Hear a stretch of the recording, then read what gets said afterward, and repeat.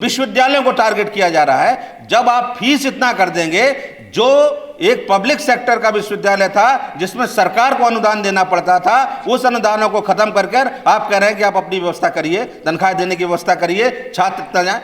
कौन सा छात्र जाता है? 80% कौन सा छात्र वहां पे पढ़ता है? वही संसाधन विहीन, वही किसान, वही मजदूर, वही दलित, वही बहुजन, वही वंचित लोग पढ़ते हैं विश्वविद्यालयों में, जो किसी तरह से यहाँ तक आते हैं। और आपने फीस 800 की जगह आपने 8,000, 80,000, 16 लाख, कैसे हम लोग फीस दे पाएंगे? तो शिक्षा के अधिकार से वंचित किया जा रहा है। इस साजिश को समझिए। आत्मनिर्भर का मतलब आप सरकार से किसी चीज की जिम्मेदारी की अपेक्षा मत करिए। अपने संसाधन खुद जुटाइए, अपना विश्वविद्यालय की फीस खुद भरिए, अपने स्कूल अपना खुद रन करिए। सरकार भैया नहीं है, सरकार के पास इतना सामर्थ्य नहीं है, तो सरकार हमने किस लिए बनाई? आज जहां जहां देखो हर सेक्टर में निजीकरण हो रहा है।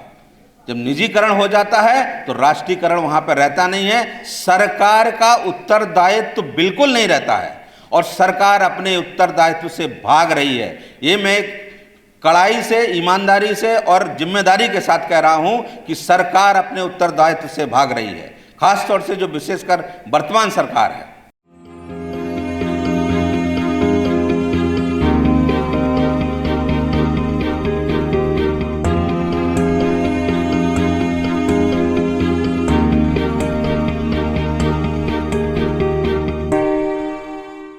धन्यवाद आपके आमंत्रण के लिए। लम्हे लम्हे की सियासत पे नज़र रखते हैं, हमसे दीवाने भी दुनिया पे नज़र रखते हैं। इतने नादा भी नहीं हम की भटक कर रह जाएं, कोई मंजिल न सही राह गुजर रखते हैं। मार ही डाले जो बेमौत ये दुनिया वो है, हम जो जिंदा हैं तो जीने का हुनर रखते हैं। साथियों, इसी प्रस्तावना के साथ जो आज का विषय है, मैं कुछ बिंदुओं में आपके समक्ष रखूंगा। इसके पहले आपने मुझे अवसर दिया इस अधिवेशन में बोलने का, जो वामशेप का राष्ट्रीय अधिवेशन है, जिसमें प्रदेश अध्यक्ष आर.डी. गौतम जी, महामंत्री मिश्री लाल जी और हमारे साथी और हमारे बड़े भाई और हमारे सहयोगी प्रोफेसर रतनलाल सर, और लखनऊ से आए हुए खासतौर से सामाजिक चेतना फाउंडेशन के हमारे एक साथी हैं जो बहुत संघर्षरत रहते हैं हम लोगों के साथ, महेंद्र मंडल जी, और सचिव एडवोकेट देवेंद्र जी, आप लोगों का, और समस्त जितने भी यहाँ पर इस सभागार में उपस्थित जितने भी अम्बेडकराइट्स हैं, जितने भी बुद्ध की विचारधारा को मानने वाले हैं, जितने भी बहुजन विचारकी के लोग हैं, आप सभी को मेरा बहुत बहुत इस्तकबाल और आभार। साथियों, जैसा कि आज का विषय है कि संसाधनों का राष्ट्रीयकरण, संसाधनों का राष्ट्रीयकरण, राष्ट्रीयकरण होता क्या है? राष्ट्रीयकरण का मतलब क्या है? राष्ट्रीयकरण मतलब सरकारीकरण। सरकार कैसी? जो लोकतंत्र द्वारा चुनी जाए, जो भारत के संविधान में जो प्रक्रिया है उसके द्वारा चुनी जाए, वो सरकारीकरण। तो इस सरकारीकरण की जो बात हो रही है आज, ये मुद्दे बहुत महत्वपूर्ण रूप से निकल रहे हैं, चाहे वो अलग अलग संगठन हो, वामशेप जैसा जो राष्ट्रव्यापी संगठन है उसको भी अपने मंच पे लाया है कि इस पे चर्चा की जाए। ये विषय अत्यंत गंभीर है। ये राष्ट्रीयकरण या सरकारीकरण क्यों फेल हो रहा है और क्यों हम लोग चिंतित हैं कि आखिर क्या हो रहा है इस देश में, क्यों बेचैनी इतनी आ गई है, क्या कारण रहे हैं इसके? तो उन सबका हमको विश्लेषण करना पड़ेगा, और हम लोग जितना भी विश्लेषण कर पाए हैं या जो इसके पूर्व जो हमारे विद्वान लोगों ने किया है, हमारे विचारधारा वाले जो विद्वान हैं, उन लोगों ने जो बातें कही हैं, उन सबको हमको जरूर तवज्जो देनी चाहिए और उस पर विचार करना चाहिए। राष्ट्रीयकरण या सरकारीकरण बिना लोकतंत्र के नहीं हो सकता।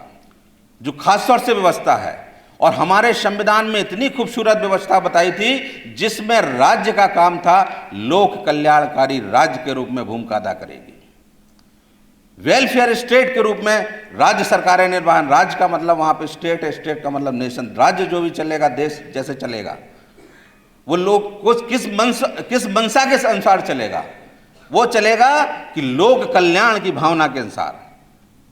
उसी लोक कल्याण की भावना खत्म हो रही है आज जहां जहां देखो हर सेक्टर में निजीकरण हो रहा है।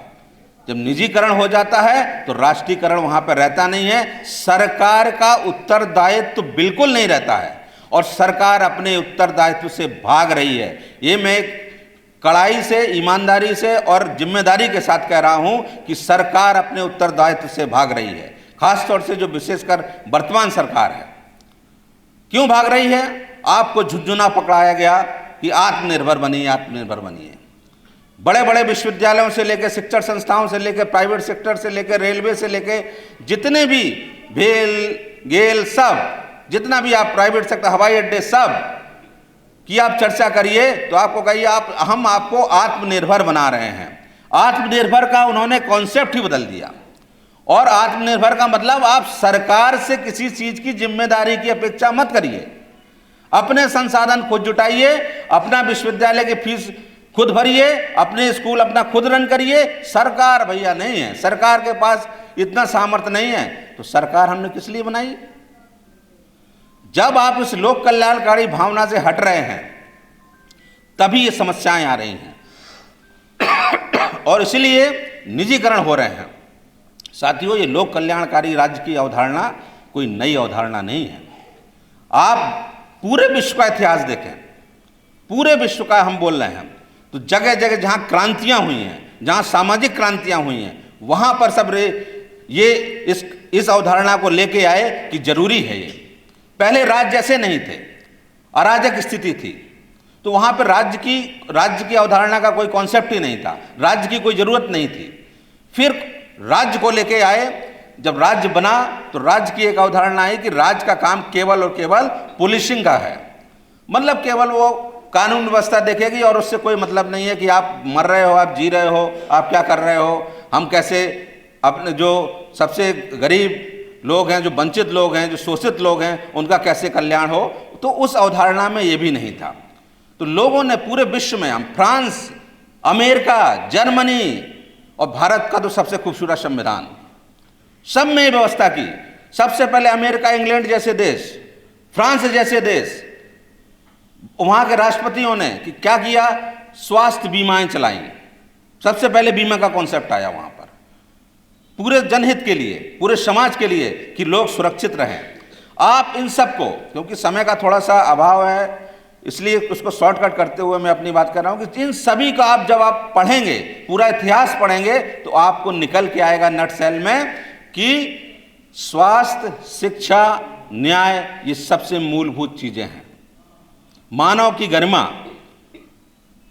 की गरिमा को बचाने के लिए स्वास्थ्य बहुत जरूरी है, शिक्षा बहुत जरूरी है। तो इसीलिए इन सब के लिए सरकारों ने व्यवस्थाएं की कि जो वंचित हैं, जो शोषित हैं, उनके लिए कैसे हम पॉलिसियां लाएं, कैसी नीति बनाएं जिससे हम आप जैसे लोग जो आप एक पीढ़ी से थोड़ा सा पढ़ लिख के आ गए हैं, वो कैसे अपना जीवन उच्च स्तर सुधार सकें और एक आत्मसम्मान की जिंदगी जी सकें। तो ये सरकार, इन्होंने पूरा इस चीज को बदल ही दिया और प्राइवेटाइजेशन के नाम पर अपने उत्तरदायित्व से हटने के लिए ये सब व्यवस्थाएं ये कर रहे हैं। जो निजीकरण जो देखने को मिल रहा है, वही रिलायंस का पैकेज 2 साल पहले आपको 365 में, 199 में आ रहा था, आज 600-700 रुपये हो गया। इसको आपको महसूस नहीं हो रहा है। गैस सिलेंडर से लेकर जो महंगाई बढ़ रही है, और सबसे ज्यादा जहां पर जितनी उन्नति हुई थी संविधान बनने के बाद, स्वतंत्रता के बाद, जब बाबा साहब ने संविधान इतना खूबसूरत लिखा और उस संविधान में लोक कल्याणकारी राज्य की अवधारणा को इंट्रोड्यूस किया, धारा 21 से लेकर 51 तक, इसके बाद बहुत से उसमें जो हमारे मौलिक अधिकार हैं उनको दिया, राज्य के नीति निर्देशक तत्व हैं उनको इंट्रोड्यूस किया। तो जो इतना एक बड़ा सा एक खाका तैयार किया था कि हमको भारत को उन्नत बनाना है, भारत को सशक्त बनाना है, भारत के हर नागरिक को सशक्त बनाना है, और ख़ासतौर से ऐसा जो सदियों से वंचित रहा है, शोषित रहा है, उन सब के लिए ऐसी पॉलिसियाँ बनाई बार बार अम्बेडकर साहब ने। तो वो बड़े खुश इसलिए होते थे कि मैंने बहुत अच्छा काम कर दिया है संविधान देके। लेकिन संविधान को पालन नहीं करना, ये करना, ये तो सब आप लोग देख रहे होंगे कि क्या हो रहा है संविधान का, इसलिए चिंतित हैं, इसलिए सभाएं हो रही हैं, इसलिए अधिवेशन हो रहे हैं।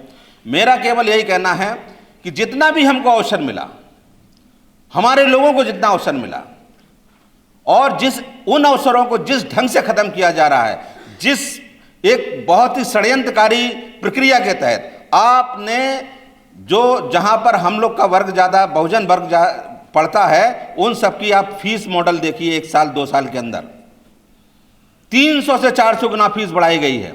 आप न्यूज़ को फॉलो करते होंगे, यूट्यूब देखते होंगे, इलाहाबाद विश्वविद्यालय एग्जाम्पल है, हमारा लखनऊ विश्वविद्यालय एग्जाम्पल है, और भी दुनिया के जितने अच्छे विश्वविद्यालय हैं वो सब एग्जाम्पल हैं। विश्वविद्यालय को क्यों टारगेट किया जा रहा है? हमारे बड़े भाई रतन जी हमेशा बोलते हैं कि विश्वविद्यालय बहुत अहम कड़ी होते हैं किसी देश के निर्माण की। सभी आंदोलनों का वो जननी होती है, और बिल्कुल सत्य बात है। तो विश्वविद्यालयों को टारगेट किया जा रहा है। जब आप फीस इतना कर देंगे, जो एक पब्लिक सेक्टर का विश्वविद्यालय था जिसमें सरकार को अनुदान देना पड़ता था, उस अनुदानों को खत्म कर आप कह रहे हैं कि आप अपनी व्यवस्था करिए, तनख्वाह देने की व्यवस्था करिए, छात्र इतना जाए। कौन सा छात्र जाता है? 80% कौन सा छात्र वहां पे पढ़ता है?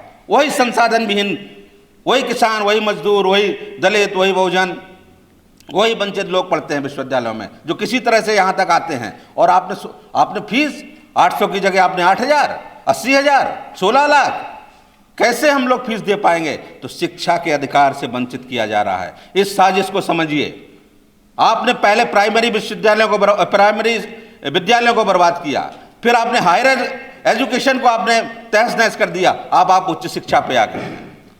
उच्च शिक्षा का दर्द इसलिए उभर के ज़्यादा आता है। आप लोग कहेंगे कि कैसी बात कर रहे हैं? उच्च शिक्षा में हम लोग रह रहे हैं और उस चीज़ को महसूस कर रहे हैं, उस घुटन को, जैसे आप महसूस कर रहे हैं। तो मेरा साथियों इतना निवेदन है कि जो भी अवसर हम लोगों को मिले थे, हमारी पार्टियों ने, जो हमारी सामाजिक न्याय समर्थित पार्टियां थी, उन सब ने अपनी ईमानदारी से कुछ ना कुछ तो नहीं किया है, इसलिए हम लोग आज इस दोराहे पे खड़े हैं। ईमानदारी का मतलब मेरा आशय केवल इतना है कि हम लोग प्रतिनिधित्व, जो हमारा रिप्रेजेंटेशन था, उसको न देने में ईमानदार रहे, न लेने में ईमानदार रहे। देने में ईमानदार इसलिए मैं कह रहा हूं कि देने में ईमानदार नहीं रहे कि इन्होंने कोई अपना स्ट्रक्चर नहीं बनाया। जितनी भी पार्टियां नहीं हैं, कोई पार्टी विशेष का नाम नहीं ले रहा हूं मैं, जितनी भी पार्टियां बनी, उन्होंने कोई अपने कार्यालयों में लगाया कि यहाँ पे इतने भारत से आप जाति कैसे हटा सकते हो? तो जातियों का रिप्रेजेंटेशन आपको देना पड़ेगा, दिखना चाहिए कि यहाँ पे इस जाति का भाव ले तो इतनी सीटें बन रही हैं, इसका इतना आरक्षण है, उसके हिसाब से देना पड़ेगा। ये रोड मैप ही आपने तैयार नहीं किया। सब एक दूसरे पर शक करते रहे कि ये फलाने की पार्टी है, ढिकाने की पार्टी, इसलिए आज ये हाल है हम लोग का। तो जब हम लोग प्रतिनिधित्व देने में ईमानदार नहीं रहे अपने लोगों को, तो प्रतिनिधित्व की ईमानदारी की बात कैसे करते हैं कि लोग, जो खासतौर से मनुवादी व्यवस्था है, ब्राह्मणवादी व्यवस्था है, वो आपको सही प्रतिनिधित्व देगी? तो साथियों, कुछ गलतियां हमारी हैं, कुछ सरकार की हैं, हम लोगों में संगठन का अभाव रहा है। तो इसी सब विचारों के साथ हम लोग संगठित हों और इस लोक कल्याणकारी राज्य की जो कॉन्सेप्ट खत्म हो रहा है, उसको पुनर्स्थापित करने के लिए एकमात्र अधिकार, जो सबसे बड़ा लोकतंत्र का अधिकार, वोट का अधिकार, वोट का अधिकार आपको अवसर देता है। वो ठीक है कि आप वोट के अधिकार पर भी प्रश्न होने लगा है कि इसकी भी डकैती हो रही है, कहीं डालते हैं वोट और जाता कहीं है। लेकिन फिर भी हमको उस विश्वास के साथ, उस रक्षा के साथ कि नहीं, हम लोकतंत्र को कायम रखेंगे, उस बाबा साहब के संविधान को बचाएंगे। हमको राजनीतिक रूप से भी बहुत जागरूक होना पड़ेगा, राजनीतिक रूप से भी सवाल होना पड़ेगा, और उस चेतना को जरूर जगाइए। और खास तौर से वोट डालते समय इस बात को जरूर याद रखिए कि हमको क्या मिलने वाला है। हम 5,000 रुपए में 5 साल की गुलामी नहीं लिखा सकते।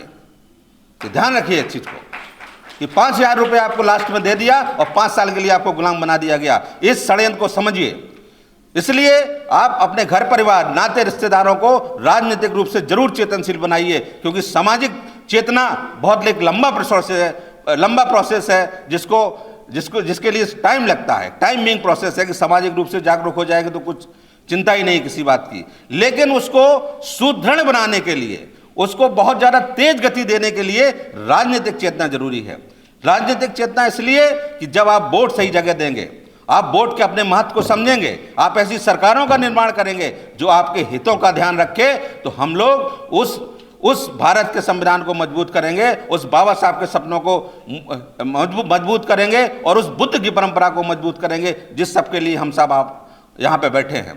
तो साथियों, मेरा यही निवेदन है कि इसको कभी भूलिए मत और इस विचारधारा को जरूर आगे लेके चलिए। यही एक विचारधारा इस दुनिया में, इस भारतवर्ष में, खासतौर से दुनिया में जो विचारधाराएं नहीं वो रही, लेकिन भारत में दो ही विचारधारा है, एक ब्राह्मणवाद और एक अपनी अम्बेडकरवाद। इसके अलावा और कुछ नहीं है। अम्बेडकरवाद बहुत स्ट्रांग है। अम्बेडकरवाद का मुकाबला ये लोग कभी नहीं कर सकते, केवल हम लोग बटे हुए हैं, जिससे लिए सभी लोग प्रयास कर रहे हैं। हम लोग भी उस कड़ी के एक छोटे से सिपाही हैं कि सब लोग इकट्ठे रहिए, सब लोग सामाजिक रूप से जागरूक होइए, राजनीतिक रूप से जागरूक होइए, सब कुछ मिलेगा, धीरे धीरे मिलेगा।